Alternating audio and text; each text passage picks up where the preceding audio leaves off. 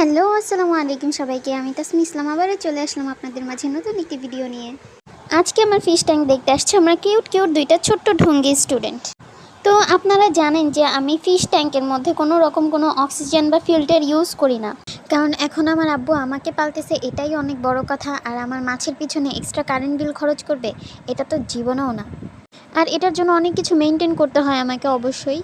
আর আপনারা যদি হুট করেই অক্সিজেন ছাড়া মাছ পালতে চান, তাহলে অবশ্যই আপনাদের বিষয়গুলো জানতে হবে। প্রথমেই জানতে হবে যে কি কি মাছ আপনারা অক্সিজেন ছাড়া পালতে পারবেন আর কি কি মাছ আপনি পালতে পারবেন না। অনেক ফিশ আছে যারা অক্সিজেন ছাড়া আপনি একটু মেনটেনেন্সের মাধ্যমেই পালতে পারবেন, কিন্তু অনেক মাছ আছে যে আপনি কোনোভাবেই সম্ভব না এটা। যেমন গাপ্পি, মলি, প্লাটি, সরটেল, এগুলো কিন্তু আপনি একটু মেনটেন করলেই অক্সিজেন ছাড়াই পালতে পারবেন বা ফিল্টার ছাড়াই পালতে পারবেন, কিন্তু একটু মেনটেন করতে হবে। যেমন ওদের পানিটা মেনটেন করতে হবে বা ওদের খাবারটার পরিমাণ মতো দিতে হবে। কয়টা ফিশের জন্য আপনার কয় লিটার পানির প্রয়োজন এবং কতটুকু পরিমাণে খাবার দিবেন, এই সব বিষয়ে আমার ভিডিওতে আগেও দেওয়া আছে। আবার জানতে চাইলে অবশ্যই আমাকে কমেন্টে জানাবেন। আপনি যদি কোনো ছোট বোল বা কাচের জারে ফিশ পালেন এবং কোনো অক্সিজেনও না দেন, তাহলে মাছের জন্য একদমই ক্ষতিকর। কারণ আপনি জায়গা এমনিতেই অল্প দিয়েছেন, তার উপরে কোনো অক্সিজেনও দেন নাই বা ফিল্টারেশনের ব্যবস্থা রাখেন নাই, তাহলে সেইখানে মাছ কখনোই সারভাইভ করতে পারবে না।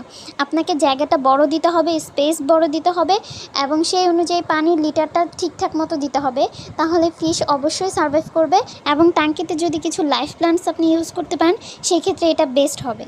আপনারা দেখেন আমি যে কইগুলো পালতেছি, আমি কখনো কোথাও কই মাছ অক্সিজেন ছাড়া পালতে দেখি নাই, কিন্তু আমি যেগুলো পালতেছি এগুলোর জন্য আমি হিউজ পরিমাণের স্পেস দিছি, যাতে ওদের কোনো অসুবিধা না হয়। আর ওদের ন্যাচারাল পরিবেশের জন্য আমি কিছু লাইফ প্লান্টস ইউজ করছিলাম, কিন্তু ওরা প্লান্টসগুলোকে খেয়ে ফেলে, এর জন্য আমি উঠাই ফেলছি।